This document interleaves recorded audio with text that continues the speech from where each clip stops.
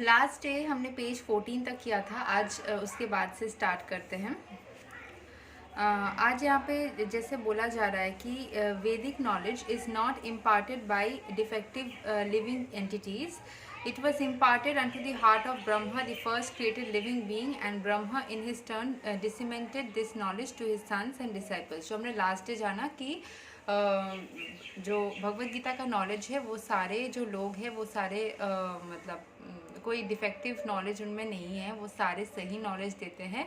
इसीलिए भगवत गीता से जो भी हमें सीखने को मिलता है वो लॉर्ड से ही ब्रह्मा को मिला था और उसके बाद बाकी लोगों को मिला था, तो वो हमेशा एकदम करेक्ट नॉलेज मिलता है। The Lord is Purnam, all perfect, and there is no possibility of his becoming subjected to the laws of material nature. One should therefore be intelligent enough to know that the Lord is the only proprietor of everything in the universe and he is the original creator, the creator of Brahma. अगर हम किसी भी चीज़ पे बोलते हैं कि ये मेरा है, ये चीज़ तो मेरा है, लेकिन वो सारे इल्यूजन है कि कोई भी चीज़ हमारा नहीं है। अगर मैं बोलती हूँ कि मेरा ये पर्टिकुलर कपड़ा भी मेरा है, तो वो भी भगवान ने कहीं ना कहीं से, फॉर एग्ज़ाम्पल इसको कैसे आया मेरे पास ये क्लॉथ, पहले तो ये कॉटन के रूप में, ये कॉटन का कोई क्लॉथ है तो कॉटन के रूप में किसी जगह पे प्लांट कॉटन उगा होगा, तो वो प्लांट जो है वो भगवान ने बनाई, ठीक है। उसके बाद उसको किसी ने रिफ़ाइन करके बनाया होगा और मैंने पैसे से उसको ख़रीदा, तो पैसे इनकम करने या मुझे किसी ने दिया, किसी ने पैसे से ख़रीदा, तो पैसे से ख़रीदने के लिए इनकम करना पड़ा, तो वो इनकम करने के लिए हाथ पैर बुद्धि आँख ये सब कहाँ से आए? ये कहीं ना कहीं ईश्वर का ही दान है, राइट। तो ईश्वर अगर हमें कुछ भी चीज़ नहीं मदद करते हैं या ईश्वर का आशीर्वाद नहीं होता है तो कोई भी चीज़ हमें प्राप्त नहीं होती है, राइट। तो इसीलिए कोई भी चीज़ जो हमें मिलता है वो डायरेक्टली ईश्वर से ही मिलता है। हमें वो चीज़ कभी भी ऐसा सोचना नहीं चाहिए कि वो चीज़ मेरी है। वो जो होता है ना कि सेल्फिशनेस या एक अहंकार आ जाता है कि ये मेरा है, ऐसा कुछ भी नहीं होता है। सारी ही चीज़ ईश्वर से ही डायरेक्टली इनडायरेक्टली रिलेटेड रहते हैं, उनके ही आशीर्वाद से मिलता है। नेक्स्ट बोला जा रहा है कि हमें बाद में पता चलेगा कि 11th चैप्टर में भगवान को प्रपितामह बोला जा रहा है, क्योंकि पितामह मतलब ग्रैंडफादर, तो ये है ग्रेट ग्रैंडफादर। ग्रैंडफादर यानी कि ब्रह्मा जी जो है उनको भी लॉर्ड ने ही बनाया है, तो ब्रह्मा के भी वो मतलब क्रिएटर है, फादर है, ठीक है। तो इसीलिए प्रपितामह। So no one should claim to be the proprietor of anything. One should accept only things set aside for him by the Lord as his quota for his maintenance.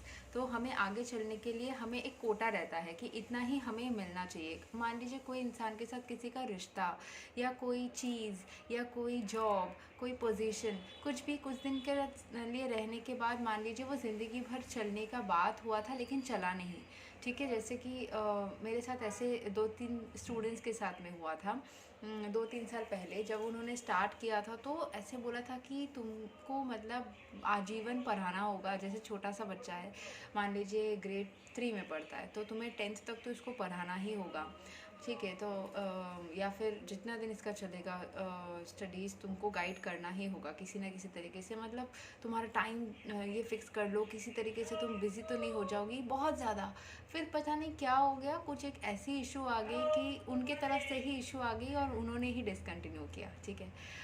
ऐसे भी हुआ था कि एक बार और एक इंस्टेंस भी ऐसे हुआ था कि कोई मतलब लॉ ऑफ अट्रैक्शन के साथ भी मैं ये थोड़ा सा देखी हूँ, ये चीज़ होता है कि उन्होंने ऐसे बोला कि मैंने अपने बच्चे को बोला है अगर वो अच्छे से रिजल्ट नहीं करेगा तो तुम्हारे पास वो नहीं पढ़ पाएगा, तो इससे वो शायद अच्छे से पढ़ लेगा। तो ऐसे करके उन्होंने ये चीज़ इतना बार रिपीट किया कि वो एक्चुअल में सच हो गया। इनफैक्ट मैंने भी एक स्टूडेंट के साथ में से किया, तुम अगर अच्छे से नहीं पढ़ोगे तो मैं नहीं पढ़ाऊँगी, तो वो करने से ना वो चीज़ सच हो जाता है। ये ऐसा नहीं करना चाहिए।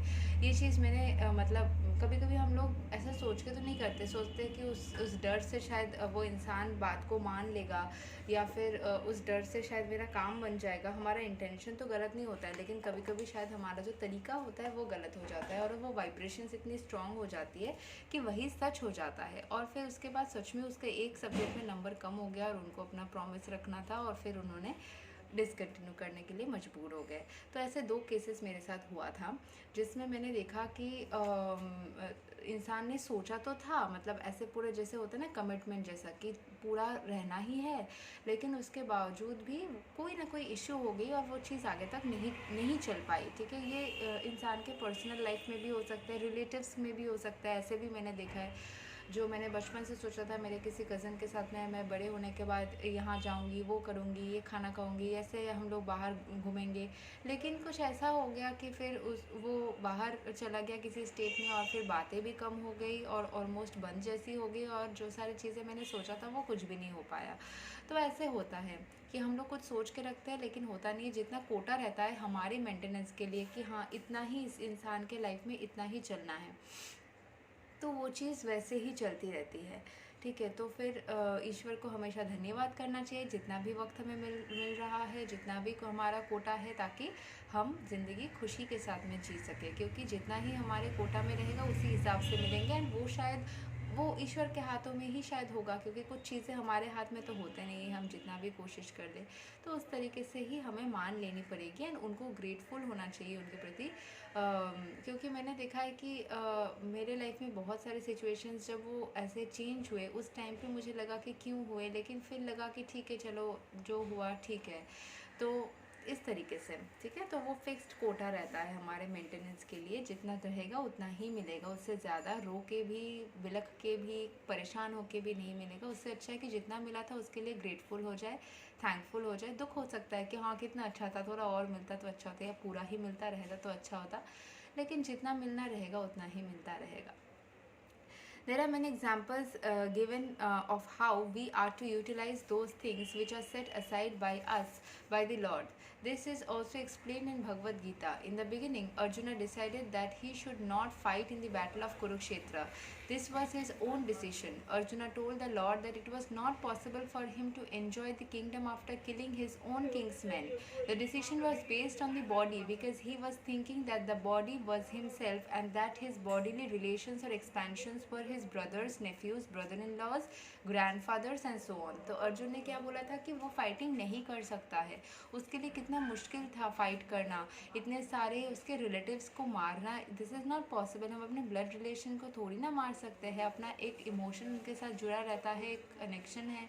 तो वो उसका अपना पर्सनल डिसीजन था, क्योंकि वो अपने बॉडीली रिलेशंस के तरीके से सोच रहा था। ऐसा मैंने कुछ और ऐसे वीडियोस मैंने देखा था पहले, जहाँ पे ये बोला जाता है कि अगर पुनर्जन्म यानी कि नेक्स्ट लाइफ कनेक्शंस अगर होते भी है, क्योंकि कभी कभी लगता है किसी किसी इंसान के साथ मिलके जैसे कि इससे पहली बार नहीं मिल रहा है, पता नहीं ये कैसे होता है, बट कुछ शायद कनेक्शंस होती है।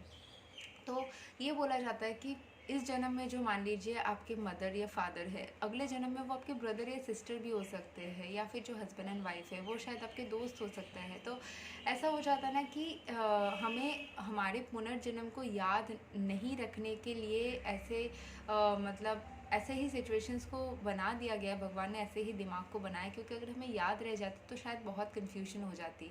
ठीक है, तो ये मैंने कहीं वीडियो में देखा था और मुझे ये चीज़ थोड़ा सा सही लगा, इसीलिए मैं शेयर कर रही हूँ कि इस जन्म में जो रिश्ते हैं पिछले जन्म में शायद अगर थे, पिछले जन्म बोल के कुछ इंसान ही अगर हम लोग थे, क्योंकि कुछ भी हो सकता है ना, कोई भी प्राणी हो सकता है, तो कुछ भी तरीके से शायद हम किसी और रिलेशन में थे, इस जन्म में किसी और रिलेशन में है, आगे शायद हम किसी और रिलेशन में चेंज हो जाएंगे। तो एक ही आत्मा, क्योंकि ऐसे है ना कि इतने करोड़ों लोग हैं, मिलियंस ऑफ बिलियंस ऑफ लोग हैं एक कंट्री में और ऑल ओवर द वर्ल्ड, लेकिन हम कुछ गिने चुने लोगों से ही मिलते हैं। कुछ हम इंटरनेशनल कनेक्शंस भी बनाते हैं, लेकिन वो गिने चुने ही होते हैं, सबसे तो नहीं पर्सनली कनेक्ट कर पाते, राइट। जो फेमस सेलिब्रिटीज़ हैं उनसे शायद हम लोग जानते हैं उन्हें, लेकिन 1 to 1 जो एक जान पहचान होती है वो तो फिक्स्ड ही रहती है, वो कभी ऐसी नहीं होती कि हाँ सभी को इंडिविजुअली जानते हो, ऐसा पॉसिबल नहीं होता। तो वो कुछ ना कुछ रीजंस होंगे जिसके वजह से हम एक दूसरे को जानते हैं या उसके पहचान में आते हैं। कुछ शायद हमारा कर्मा हो सकता है, कुछ शायद फ्रेश कनेक्शंस भी हो सकते हैं, ज़रूरी नहीं कि हर वक्त सेम ही हो, पर फ्रेश कनेक्शंस भी हो सकते हैं। जैसे कि मैंने एक बार मैं एक स्टूडेंट को पढ़ाने गई थी, तो एक स्टूडेंट के घर से दूसरे स्टूडेंट के जाने के बीच में एक पार्क आता है, ठीक है। तो वहाँ पे मैंने एक छोटे से बच्चे को देखा था एंड मेरे दिमाग में ना मतलब बहुत सारे बच्चे थे, लेकिन वो बच्ची जो थी वो मेरे दिमाग में ना घूम फिर के आ जा रही थी। एंड अजीब बात है कि उनकी जो उस बच्चे की जो केयर टेकर थी, उनके साथ मेरा बहुत मतलब मैं बहुत टाइम तक वहाँ पे थी, ठीक है, आधा घंटा से ऊपर, क्योंकि मेरे पास टाइम था उस दिन। तो और मेरी जो दोनों स्टूडेंट्स हैं, एक से दूसरे घर में जा रही थी, तो दोनों ही वहाँ पे मतलब मौजूद थे, खेल रहे थे। एंड थोड़ा टाइम था तो मैं सोची थी थोड़ा सा बैठ जाती हूँ। तो उन्होंने मेरे साथ बहुत सारा बातें किया, और उस एक जो बच्ची के बारे में, उसके लाइफस्टाइल के बारे में अपने से बताने लगी कि वो दिन में ये करती है, ये करती है, वो करती है, वो ऐसी है, वैसी है।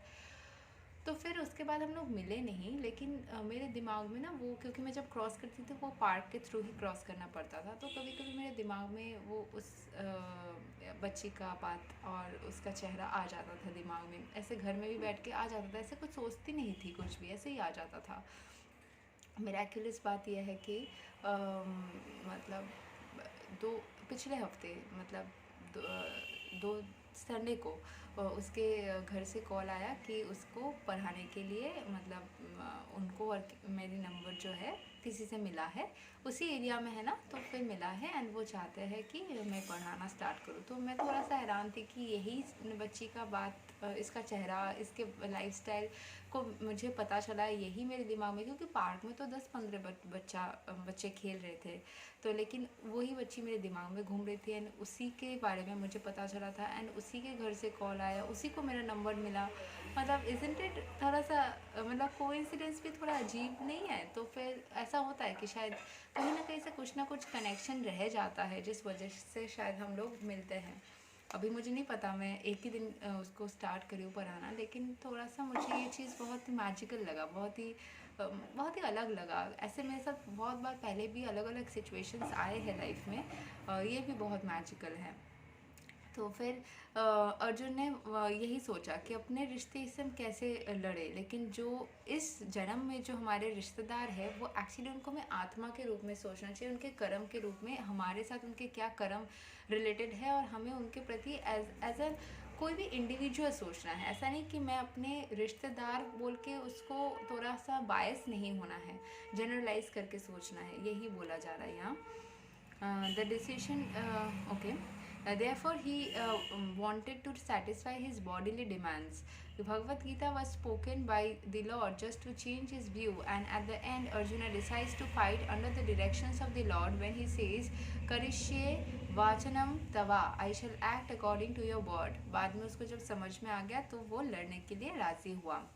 In the world, men are not meant for quarreling like cats and dogs. Men मतलब यहाँ पे इंसान बोला जा रहा है, people होना चाहिए, must be intelligent to realize the importance of human life and refuse to act like ordinary animals.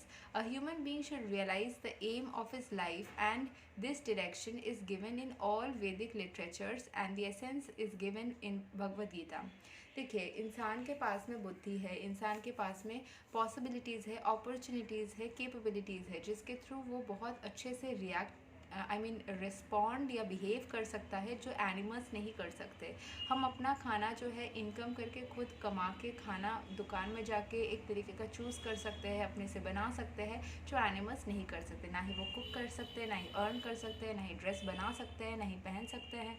तो हमारे पास पॉसिबिलिटीज़ बहुत हाई है, हम जो चीज़ें बहुत इजीली कर सकते हैं वो एनिमल्स नहीं कर सकते। तो हमारे पास अगर ये सारे अपॉर्चुनिटीज़ है तो उसको सदव्यवहार करना चाहिए, ना कि मतलब सब कुछ है फिर भी एनिमल जैसे बिहेव करने लगे वैसा नहीं करना चाहिए।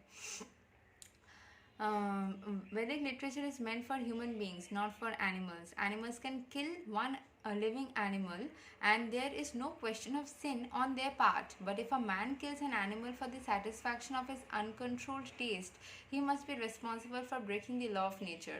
In the Bhagavad Gita, it is clearly explained that there are three kinds of activities according to different modes of nature: the activities of goodness, the passion of ignorance. ठीक है, तो यहाँ पे जो बोला जा रहा है कि अपने स्वार्थ के लिए हमें कुछ भी ऐसा करे जिससे कि एक गलत चीज़ हो रहा है। यहाँ पे एनिमल का एग्जांपल दिया है, मैं तो कोई भी लिविंग थिंग का बोलूँगी। एक एनिमल, एक प्लांट हो या कुछ भी हो जिसको आपने ऐसे ही उसको मार दिया या उसको तबाह कर दिया, कोई रीज़न नहीं है, तो फिर मतलब इंटेंशन सेट करना चाहिए ना। यहाँ पे भी अर्जुन ने फाइट किया, लेकिन इंटेंशन क्या थी कि गलत लोगों को सबक सिखाना या फिर गलत चीज़ों के साथ में लड़ना। यहाँ पे जो चीज़ें बाद में हम और भी समझेंगे कि ये जो नेगेटिव लोग हैं वो हमारे अंदर भी जो नेगेटिव इमोशंस है उसके साथ में रिलेटेड है, कि हम अपने अंदर के ही नेगेटिव इमोशंस से लड़के उसको सही करें। तो वैसे ही हमें दूसरे जानवरों जैसा बिहेव नहीं करना चाहिए। और एक होता है एक्टिविटी जो हम गुडनेस के थ्रू करते हैं, एक होता है पैशन की वजह से करते हैं कि हमें करने का बहुत ज़्यादा ज़ील है कि ये करना है, और एक इग्नोरेंस, कोई मतलब नहीं है, समझ में नहीं आ रहा है, सब कर रहे हैं इसीलिए मैं भी कर रहा हूँ ऐसा। Similarly, there are three kinds of eatables in goodness, passion, and ignorance. All of this is clearly described, and if we properly utilize the instructions of Bhagavad Gita, then our whole life will become purified, and ultimately we will be able to reach the destination which is beyond this material sky. Yad gatvana nirvartante tad dhama paramam mama. ठीक है, तो यहाँ पे बोला जा रहा है कि जैसे हमारे एक्टिविटीज़ एक तरीके के होते हैं, वैसे ईटेबल्स भी अलग अलग तरीके के होते हैं। आप कैसे खाना खाते हैं, जैसा अन्न वैसा मन, ऐसा बोला जाता है ना, कि आप फ्रेश खाना खा रहे हैं और खाने में भी आप क्या क्या चीज़ें डाल रहे हैं। ऐसा नहीं कि बहुत ज़्यादा एक साथ में नॉनवेज खा लिया, बहुत ज़्यादा एक साथ में, आपको जो अच्छा लगता है वही खाइए। ऐसा कुछ नहीं लिखा है कि भगवद गीता में कि आपको ये खाना खाना पड़ेगा, ये छोड़ना पड़ेगा, आपको अपनी ज़िंदगी में मतलब अपने सारे विशेस को चेंज कर लेनी पड़ेगी। It's not like that. लेकिन एक होता है ना कि एक हेल्दी खाना खाइए, बैलेंस डाइट अगर लेना है तो लीजिए, एक हेल्दी खाना खाइए, क्वांटिटी मेंटेन कीजिए। क्या क्या खाने में एक साथ में आपने बहुत ज़्यादा जंक खा लिया, बहुत ज़्यादा आपने क्वांटिटी में खा लिया, ये सारी चीज़ें खाने से आपके तबीयत में भी असर डालेगा, और अगर आपके तबीयत में असर डालेगा तो आप खुद ही अगर अनहेल्दी हो जाओगे तो आप ज़िंदगी में कुछ काम करोगे कैसे और जीवित रहोगे कैसे। तो खाना कैसे खा रहे हो उसके हिसाब से आपका मन, शरीर सब कुछ बहुत ज़्यादा इफ़ेक्ट करता है। That destination is called the Sanatana sky, the eternal spiritual sky. In this material world, we find that everything is temporary. It comes into being, stays for some time, produces some byproducts, dwindles and then vanishes. बहुत ज़्यादा important line है ये भगवद गीता का ये वाला part. मुझे लगता है कि ये वाला पार्ट मुझे एक अलग वीडियो में कवर करना चाहिए, क्योंकि ये बहुत लंबा हो चुका है ऑलरेडी ये वीडियो। तो मैंने 1 पेज कवर किया है, अभी तक 15 मिनट हो गया है। तो मैं क्या करती हूँ ना, ये वाला एक नए वीडियो में कवर कर देती हूँ, ये बहुत ज़्यादा इम्पॉर्टेंट पार्ट है। तो एक नए वीडियो में मिलते हैं, ठीक है, चलिए बाय बाय।